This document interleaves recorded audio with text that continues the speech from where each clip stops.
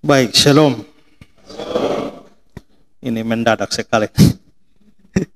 Saya naik mimbar juga belum tahu apa yang mau dikatakan. Ya, saya diundang khotbah di gereja Best yang di Yang Plaza. Ya, jam 10:30 nanti. Ya, jadi karena tadi malam saya tiba untuk khotbah itu, tapi karena pagi ini ibadah jam 7 ya, saya mampir saja melihat Pak Dokter, mau mendengar Pak Dokter berkhotbah, tapi ya ini ditodong ini ya.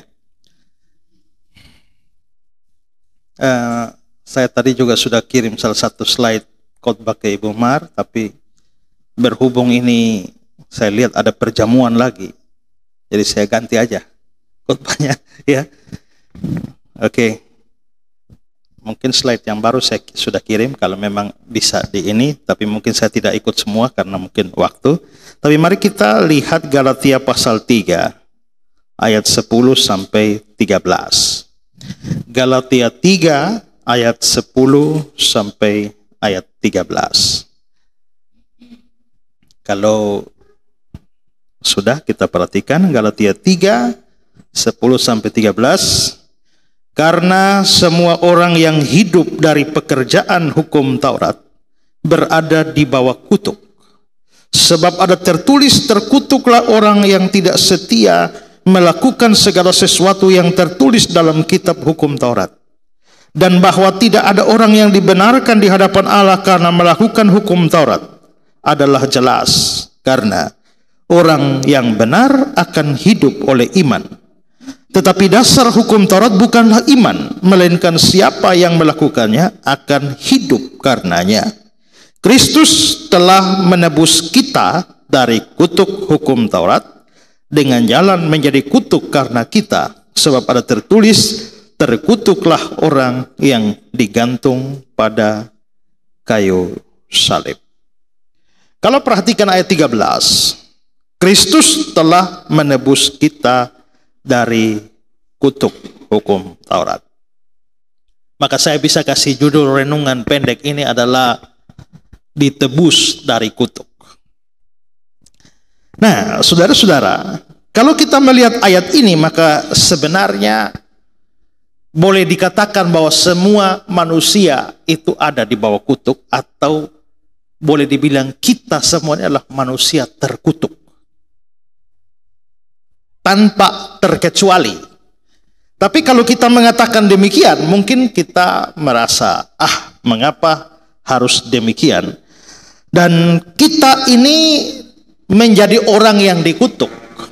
Itu adalah kondisi di hadapan Allah.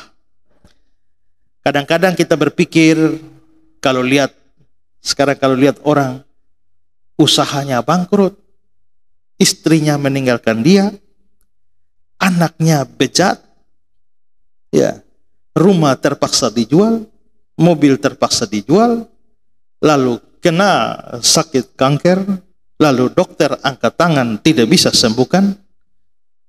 Kecenderungan kita ini kayaknya lagi kena kutuk, gitu ya. Tapi kalau lihat orangnya berhasil, dari rumahnya 1 jadi 3, ya, lalu usahanya makin hari makin bertambah, ya, istri anak baik-baik semua, makan minum cukup bahkan berlebihan, bisa liburan kemana-mana. Apa kesan kita? Ini orang diberkati ya. Seringkali begitu. Kita menilai orang diberkati atau dikutuk itu dari penampilan lahiriah atau jasmaniah. Tapi tidak. Kalau kita bicara kondisi diberkati dan dikutuk di hadapan Tuhan, itu harus kondisi di hadapan Tuhan. Ada orang yang penampilan lahiriah itu begitu mewah, tapi sebenarnya dia dikutuk di hadapan Tuhan. Ada yang miskin melarat, nyaris mati saja, tapi ternyata dia diberkati di hadapan Tuhan. Ada di satu kampung, ada orang kaya sekali. Satu malam dia tidur, dia mimpi. Malaikat datang. Malaikat datang beritahu dia bahwa 1 minggu lagi orang paling kaya di kampung ini akan mati. Lalu dia lihat-lihat, dia pikir-pikir dari ujung kampung ke ujung kampung, siapa lagi orang paling kaya selain saya? Berarti 1 minggu lagi saya akan mati. Lalu dia berusaha sedemikian rupa supaya Ini kira-kira dia mati karena apa? Jangan-jangan saya mati karena kecelakaan. Jadi selama 1 minggu dia tidak mau keluar rumah. Beberapa malam kemudian tidur lagi, mimpi lagi. 5 hari lagi orang paling kaya di kampung ini akan mati. Dia makin cemas. Jangan-jangan tidak keluar rumah, tidak celaka, tapi jangan-jangan diracun orang. Karena itu dia sewa petugas untuk periksa makanannya. Pastikan semua yang dia makan itu aman. Dia tidur lagi, mimpi lagi. 3 hari lagi. Orang paling kaya di kampung ini akan mati. Dia makin cemas. Ini jangan sampai ada perampokan. Dia sewa satpam, sewa tenaga keamanan keliling. Ya, keliling tempat itu.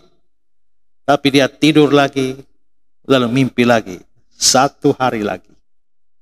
Besok, orang paling kaya di kampung ini akan mati. Dan dia begitu ketakutan, dia takut tidur dan tidak bangun. Karena itu hari itu dia tidak tidur. Ya, di kampung itu kalau ada orang mati biasa ada bel, ada lonceng. Ya. Dan dia pikir ini kurang setengah jam. Jangan-jangan saya mati. Kurang 15 menit. Dia dengan penuh ketakutan tidak bisa tidur. Tepat jam 12 malam, lonceng kematian di kampung berbunyi. Ada orang mati. Dan semua orang heboh. Ternyata yang mati adalah pengemis paling melarat di kampung itu. Dia kata, bukan saya mati.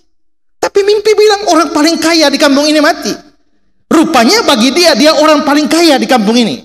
Tapi bagi Tuhan, pengemis paling melarat itu yang paling kaya. Berarti kondisi jasmania tidak menggambarkan kondisi rohani. Ya. Kalau kita memperhatikan contoh di dalam Alkitab, misalnya di Matius 5, 10-12, berbahagialah orang yang dianiaya. Dianiaya kok bahagia? Mestinya dianiaya itu parah itu.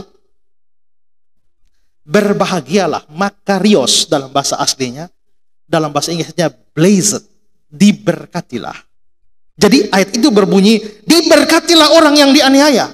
Dianiaya kok diberkati?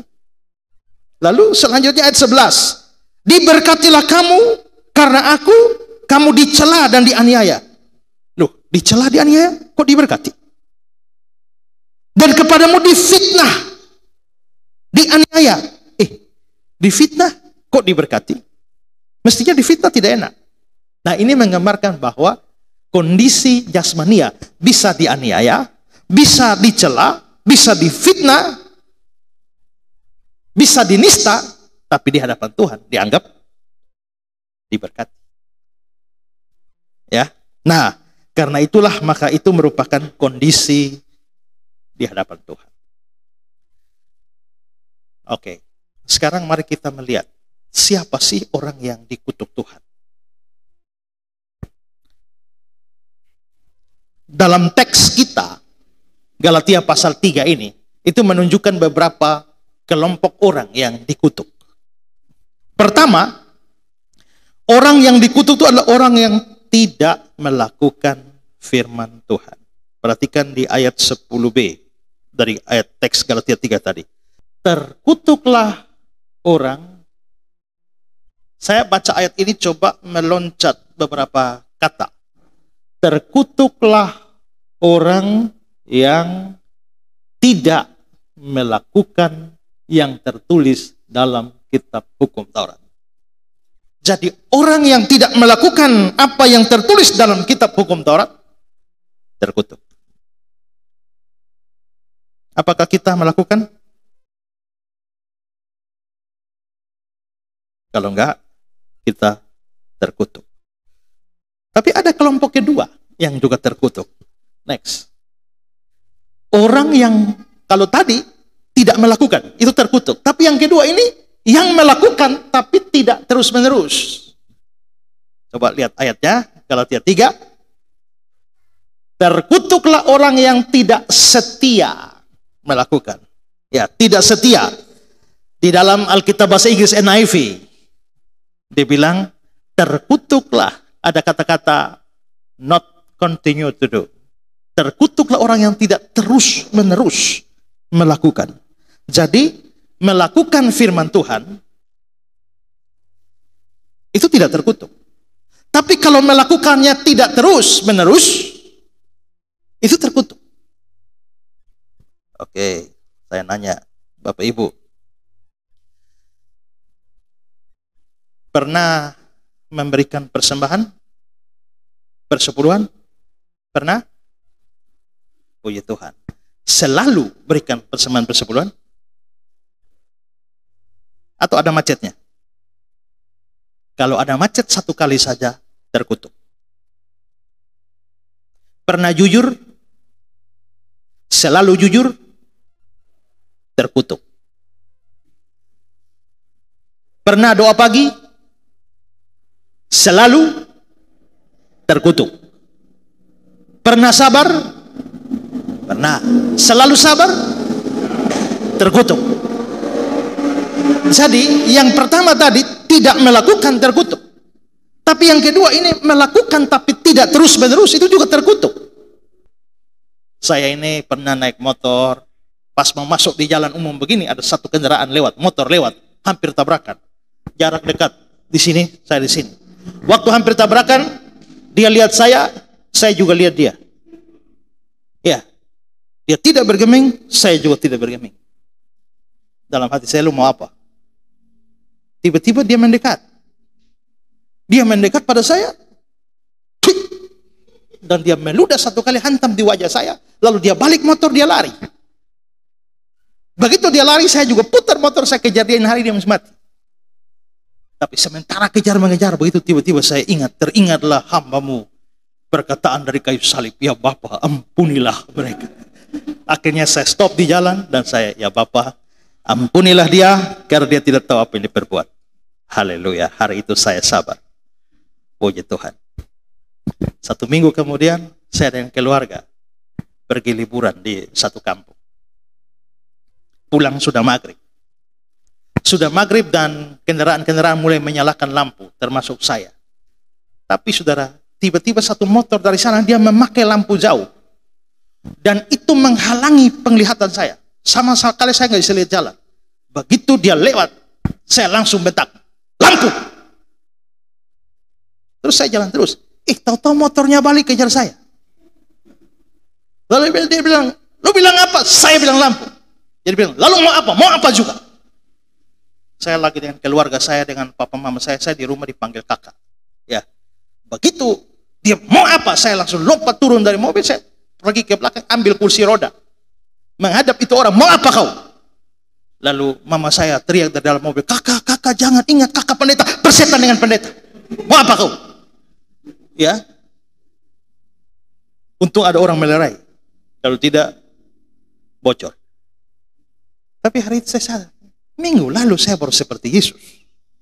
Ya Bapa, ampunilah mereka, ampunilah dia. Hari ini kenapa saya seperti setan?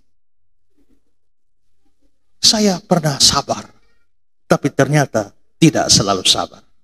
Saya terkutuk. Hadir kebaktian ini sekarang selalu? Kalau selalu, mungkin tidak ada kursi kosong. Terkutuk. Kalau sudah begini, kita payah sudah kita. Ya. Kita waktu di kampus kan harus bangun doa pagi kan? Harus, wajib. Tapi selalu tidak. Saya sendiri juga waktu itu jarang sekali bangun doa pagi. Akhirnya setiap 4:30 pagi kan bangun jam 5 pagi. 4:30 pagi itu Bapak asrama sudah datang. Saya dipanggil Bapak sama Fred. Goyang-goyang, Fred, bangun. Tiap hari begitu saya jengkel.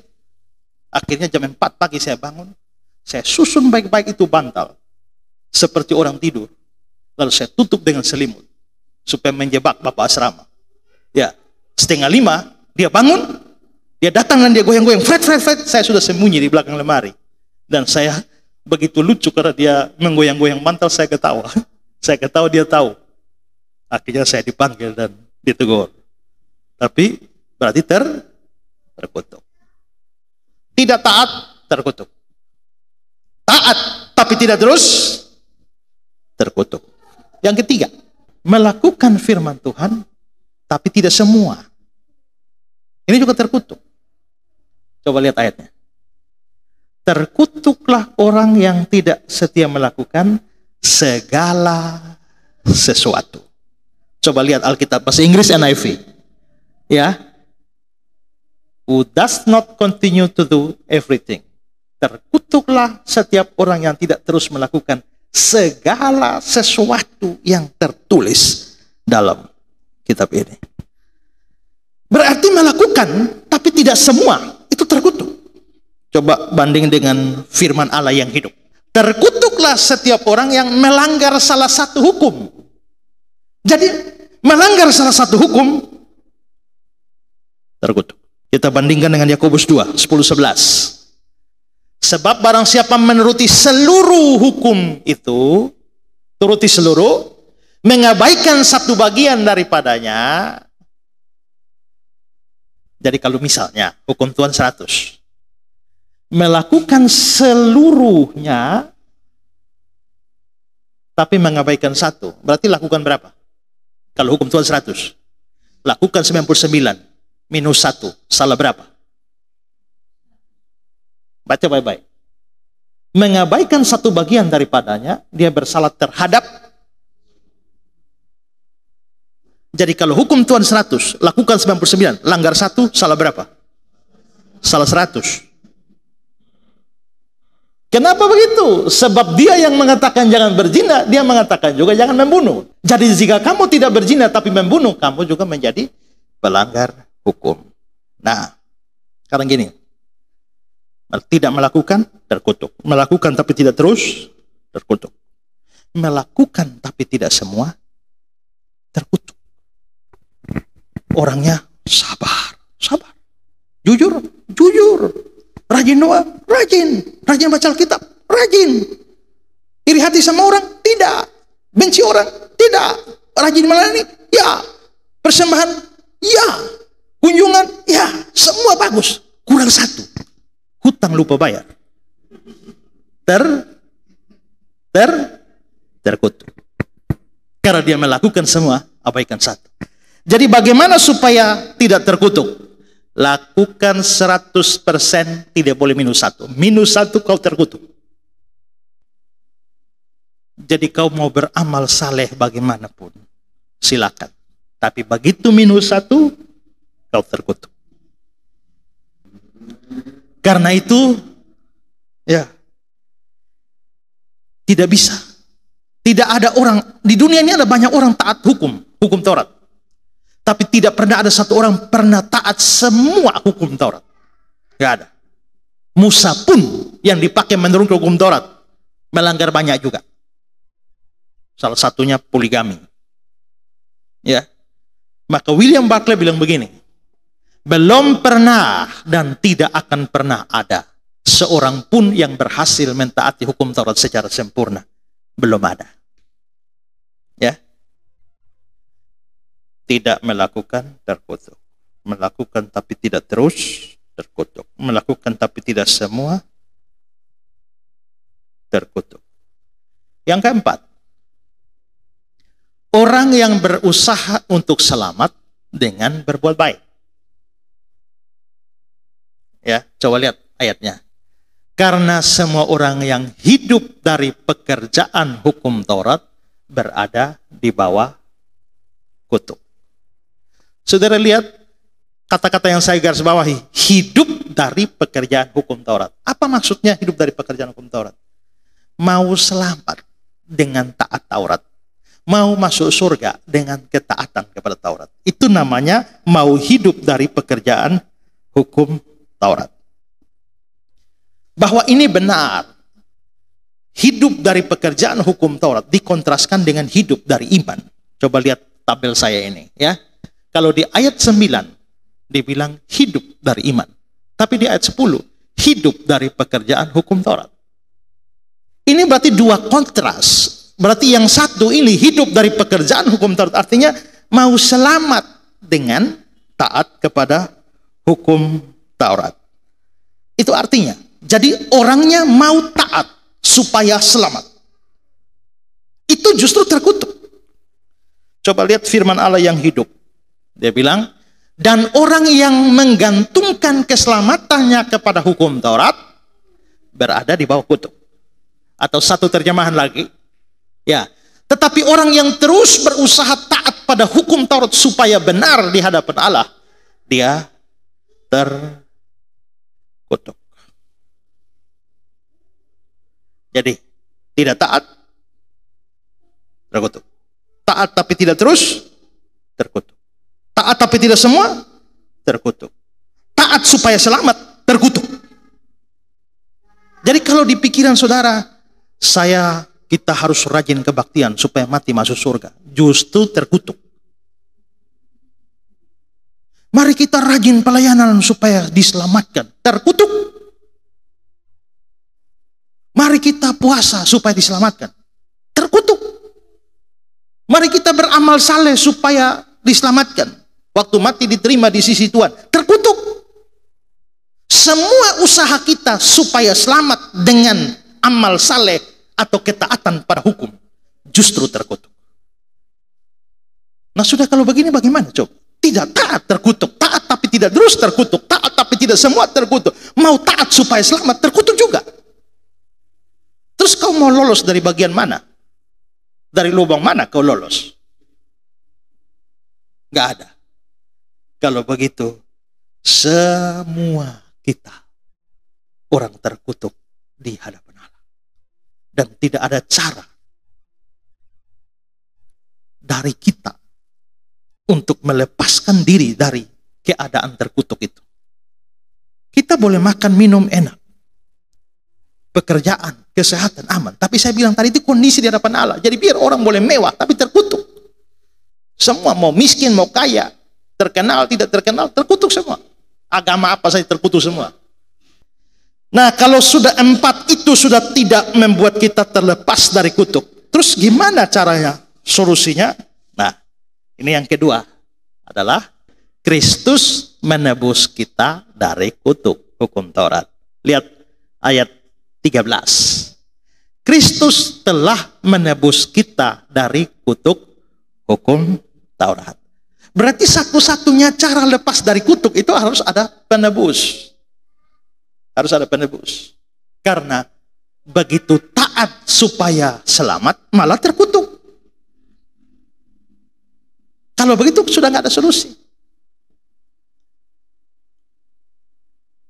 Maka satu-satunya solusi adalah Kristus menebus kita dari kutuk hukum Taurat. Kalau yang pertama tadi saya tidak melakukan terkutuk, tidak terus terkutuk, tidak semua terkutuk. Melakukan tuntut selamat terkutuk, itu kabar buruk bahwa semua terkutuk. Tapi sekarang ada kabar baik, yaitu Kristus menebus kita dari kutuk. Bagaimana cara Kristus menebus kita? Ya, Kristus menebus kita dari kutuk hukum Taurat dengan jalan menjadi kutuk karena kita, sebab ada tertulis, terkutuklah orang yang digantung pada kayu salib. Bagaimana caranya Kristus menebus kutuk kita? Dia harus jadi kutuk. Dan menurut teks ini, itu dilakukan dengan cara di atas kayu salib. Mengapa disalib? Karena begini, dengan disalib kan dia tergantung. Itu memenuhi tuntutan hukum Taurat, bahwa terkutuk itu, kematian terkutuk itu digantung. Coba lihat Ulangan 21 ayat 23. Sebab seorang yang digantung terkutuk oleh Allah. Jadi gini lah, sekarang gini kan kaki saya injak bumi kan, tapi kepala saya belum di langit. Tapi kalau orang sudah di surga, kepalanya di langit, kakinya tidak di bumi kan. Tapi misalnya saya naik ke atas, saya tergantung, saya diangkat dari bumi tapi belum sampai langit. Artinya saya tergantung antara langit dan bumi. Bumi tolak, langit juga tolak. Nah itu namanya terkutuk. Maka orang digantung itu terkutuk. Ya. Contoh-contoh dalam perjanjian lama, ada orang dihukum dengan hukuman gantung. Itu dianggap terkutuk. Misalnya di Yosua pasal 8. Raja Ai digantung pada sebuah tiang. Next. Ya, menggantung mereka pada 5 tiang. Tergantung pada tiang-tiang itu. Jadi memang hukuman kalau orang terkutuk itu adalah harus digantung. Nah sekarang, Kristus mau mengambil kutuk kita. Dia mau menanggung kutuk kita. Kalau tadi kita semua orang terkutuk, menurut hukum Taurat itu harus digantung. Semua kita harus digantung. Tapi kalau ada yang mau menebus kita, mau mengganti kita, ya orangnya harus digantung. Itulah sebabnya Yesus harus digantung. Ya. Nah, tapi saudara-saudara, dengan digantung, Yesus mengambil kutuk kita. Tapi ada faktor lain yang tidak bisa terpenuhi dengan hanya sekadar digantung. Karena menurut Ibrani 9 ayat 22, tanpa penumpahan darah tidak ada pengampunan. Maka 2 syarat supaya kutuk kita diambil dan kita diampuni, ada 2 syarat. Penebusnya harus tergantung dan harus curahkan darah. Kalau hanya digantung, taruh tali di leher juga, taruh gantung di pohon sudah tergantung, tapi darah tidak keluar. Kalau ditusuk dengan tombak, darah keluar, tapi tidak tergantung. Jadi ini harus memenuhi 2 persyaratan. Tergantung dan darah keluar. Dan itu tidak ada lain jenis hukuman pada waktu itu selain salib. Ya, maka John Calvin bilang begini, tidak ada cara lain melalui mana kesalahan kita bisa disingkirkan daripada dengan cara anak Allah menjadi kutuk untuk kita. Maka Yesus tidak bisa mati dengan cara lain. Dalam sebuah film dikisahkan ada sebuah percakapan begini. Mengapa orang Kristen sekarang pakai kalung salib? Karena Yesus matinya disalib. Itu Yesus mati zaman dulu. Seandainya Yesus dihukum mati zaman modern, maka dia akan dihukum mati dengan cara dibunuh di kursi listrik. Dan seandainya Yesus dibunuh di kursi listrik, maka kalung orang Kristen bukan kalung salib, kalung kursi listrik. Tapi itu ngawur. Tak mungkin Yesus mati dengan cara kursi listrik. Dia tidak bisa mati diracun. Dia tidak bisa mati ditombak. Dia tidak bisa mati didorong ke jurang. Dia tidak bisa mati dengan dipenggal. Tidak bisa. Karena kematiannya harus memenuhi 2 hal. Digantung, karena itu berurusan dengan kutuk. Dan harus keluarkan darah, karena berkaitan dengan pengampunan. Maka Yesus tidak bisa mati dengan cara lain. Harus dengan cara disalib. Itulah sebabnya Tuhan kita disalib. Pada waktu dia disalib, kan dia tergantung. Berarti dia terkutuk. Waktu dia terkutuk itulah dia mengambil kutuk kita. Dia mengambil kutuk saya. Dia mengambil kutuk saudara. Tapi pada waktu disalib itu ternyata darah tertumpah. Maka tanpa darah tidak ada pengampunan. Ada darah, ada pengampunan. Maka tadi kutuk kita sudah diambil. Sekarang dosa kita sudah diampuni. Bahkan dihapuskan. Dihapuskan dosaku hanya oleh darah Yesus. Nah, kalau begitu menyelesaikan kutuk, solusinya salib. Terus sekarang bagaimana? Kalau tadi melakukannya tidak melakukan terkutuk, melakukan tidak terus terkutuk, melakukan tidak semua terkutuk, melakukan untuk selamat terkutuk, kan semua terkutuk. Tapi kutuknya sudah selesai oleh salib. Nah terus bagian kita sekarang bagaimana supaya kita diselamatkan? Ini mengantar kita keselamatan itu karena pembenaran karena iman. Sekarang lihat pasal 3. Orang benar akan hidup oleh iman. Itu ayat 11. Lalu ayat 14-nya ada kata-kata oleh iman kita menerima roh yang dijanjikan. Ayat 24. Dibenarkan karena iman. Ayat 26. Ya, karena iman dalam Kristus Yesus. Lalu pasal 2 ayat 16. Ya, hanya oleh karena iman dalam Kristus Yesus. Semua ini menunjukkan bahwa konteksnya dalam Galatia. Begitu Kristus menebus kita dari hukum Taurat, bagian kita adalah beriman. Maka selamat itu hanya karena iman. sola fide. Iman tambah apa? Gak tambah apa-apa. Makanya disebut sola. Kalau masih ada, itu bukan sola. Sola. Ingat, kalau ada orang menyanyi, dua orang maju sini, namanya apa? Duet. Kalau dia sendiri, solo. Dari solo itu sola. Sendirian. Kita diselamatkan karena iman plus perbuatan baik. Nah, itu dua dong. Berarti sudah bukan sola. Selamat hanya karena iman. Maka buanglah seluruh perbuatan baik dalam urusan keselamatan. Saya pernah ditanya, jadi Pak Pendeta, orang Kristen perlu berbuat baik atau tidak? Lalu saya tanya, untuk apa?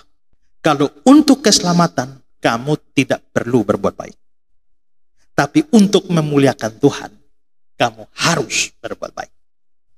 Sebagai bukti bahwa kamu betul-betul beriman, kamu harus berbuat baik.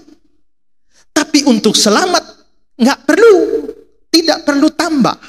Karena Kristus menyelesaikan sendiri. Di atas kayu salib itu dia bilang, sudah apa? Selesai. Kalau sudah selesai, lalu kau mau tambah apa? Kecuali di atas kayu salib dia bilang, hampir selesai. Sebagian besar telah selesai. Nah, lu perlu tambah sedikit. Ya kan? Kalau begitu datang ke gereja, itu bukan untuk masuk surga. Untuk masuk surga kamu beriman. Tapi datang ke gereja itu sebagai ungkapan syukur dan untuk memuliakan Dia. Terima kasih. Bukan pelayanan supaya masuk surga. Kalau pelayanan supaya masuk surga justru terkutuk. Tapi sudah selamat karena iman dan wujud syukurnya saya melayani. Wujud syukurnya saya beri persembahan. Mau terima kasih, maka saya setia. Buat ini, buat itu. Tapi, jadi berarti bahwa perbuatan itu di belakang, bukan di depan. Selamat, beriman, selamat, buat baik. Bukan beriman tambah berbuat baik, selamat. Itu salah. Itu konsep agama lain. Kalau Kristen, beriman saja, buang perbuatan semua, beriman saja. Kamu diselamatkan. Habis kamu selamat, apa bukti kamu sudah selamat? Saya kasih gambaran gini. Orang sakit, minum obat. Lalu dia sembuh, lalu sekarang sudah bisa olahraga. Sakit, minum obat, sembuh, olahraga. Apa yang bikin dia sembuh? Minum obat atau olahraga? Minum obat. Bukan olahraga. Apa bukti bahwa dia sudah sembuh? Dia bisa olahraga. Tapi kalau dia mengaku, saya sudah sembuh, coba olahraga. Kayak ayam mati begitu. Wah, kayaknya Bapak hanya mengaku di mulut sudah sembuh, tapi belum ada bukti bahwa Bapak sembuh. Berarti pengakuan Bapak bahwa Bapak sudah sembuh, itu omong kosong. Nah, sekarang beriman, selamat. Kita berdosa, lalu kita beriman, lalu kita selamat, lalu kita buat baik. Apa yang membuat kita selamat? Bukan buat baik. Yang buat kita selamat adalah iman. Apa bukti bahwa kamu sudah beriman dan sudah selamat? Berbuat baik. Jadi kalau dia mengaku saya sudah beriman, tapi dia mabuk dari tahun 1970 sampai sekarang tidak berhenti. Kayaknya Bapak hanya mengaku saja beriman. Tapi Bapak belum beriman sungguh-sungguh. Ya. Ini yang Yakobus bilang. Iman tanpa perbuatan mati. Mati di situ bukan dari tadi dia hidup setelah itu mati. Bukan. Maksudnya mati itu tidak ada. Jadi kalau kamu mengaku beriman tapi hidupmu buruk, tidak ada perubahan sama sekali, itu tanda bahwa kamu tidak pernah beriman. Orang Kristen setelah dia percaya dia bisa naik. Dia bisa jatuh, turun lagi, naik lagi. Nggak ada Superman rohani. Daud saja berzina, bunuh orang. Ya, yang lain juga Musa sendiri, Nuh, semua ada naik, turun. Tapi kalau ditarik grafik, dia naik. Petrus saja menyangkal Yesus. Nah, tapi kalau dia cenderung datar, itu tanda kamu tidak beriman. Apalagi kalau dia menurun. Ya kan? Tapi kalau di Kristen sejati pasti naik. Ya. Nah, kalau begitu sekarang berimanlah sungguh-sungguh pada Dia yang telah mengambil kutuk kita dan mencurahkan darah untuk selamatkan kita, mengampuni kita. Beriman. Kamu tidak dikutuk lagi. Maka orang yang sudah percaya kepada Kristus itu menjadi orang diberkati. Langsung ke 2 slide paling terakhir. Kalau orang tidak percaya Yesus, waktu Yesus datang kembali kedua, dia bilang, enyahlah dari hadapanku, hai kamu orang-orang terkutuk. Semua yang tidak percaya Yesus, biar beragama apa saja terkutuk. Maka pengadilan terakhir, mereka akan disapa orang-orang terkutuk. Tapi bagaimana kalau kita yang percaya? Waktu kita percaya, mari hai kamu yang diberkati. Karena diberkati dan dikutuk ini kondisi di hadapan Tuhan, maka jangan ukur diberkati kalau pekerjaan berhasil, hidup sukses, duit melimpah. Tidak. Miskin melarat pun diberkati. Amin. Tidak ada uang pun diberkati. Mau dapat uang susah sengsara ibu ya, tapi diberkati. Ini di hadapan Tuhan. Nah, maka dengan adanya salib, saya diubah dari orang terkutuk menjadi orang diberkati. Aku diberkati, sepanjang hidupku diberkati. Bila bangun pagi hari, siang berganti malam, aku diberkati. Kayaknya pagi sampai ganti malam diberkati terus. Kok bisa berkati non-stop? Karena kutuk sudah diambil. Nggak peduli kamu sakit, diberkati. Gak peduli kekurangan, diberkati. Gak peduli miskin, itu diberkati. Apapun yang dialami, aku diberkati. Kenapa? Karena kutuk sudah diambil. Kamu duit banyak, tapi enyahlah kamu orang-orang terkutuk. Waktu kita masuk perjamuan, sebenarnya kita mengingat 2 hal. Kutuk saya diambil, dan dosa saya diampuni. Itu makna salib. Kamu terkutuk atau diberkati, pilihan di tanganmu. Seorang anak kecil datang ke seorang profesor, bawa jangkrik hidup di tangannya. Lalu dia tanya, Pak Profesor, coba tebak, di tangan saya ini jangkriknya hidup atau mati? Dia sudah rencana jebak profesor ini. Kalau profesor bilang jangkriknya hidup, dia wah, mati. Tapi kalau profesor bilang jangkriknya mati, dia tinggal buka, wah, hidup. Jadi dia tanya profesor, ini jangkrik hidup atau mati? Profesor tuh pegang-pegang kepala, nah, mati hidup ada di tanganmu. Kalau kau mau mati, mati. Kalau kau mau hidup, hidup. Nah, sekarang, kutuk dan berkat ada di tanganmu sekarang. Kalau kau mau hidup, terima Yesus. Kalau kau tidak mau terima Yesus, terkutuk. Sekarang, dari lahir, sekarang, sampai kekal. Terkutuk. Amin.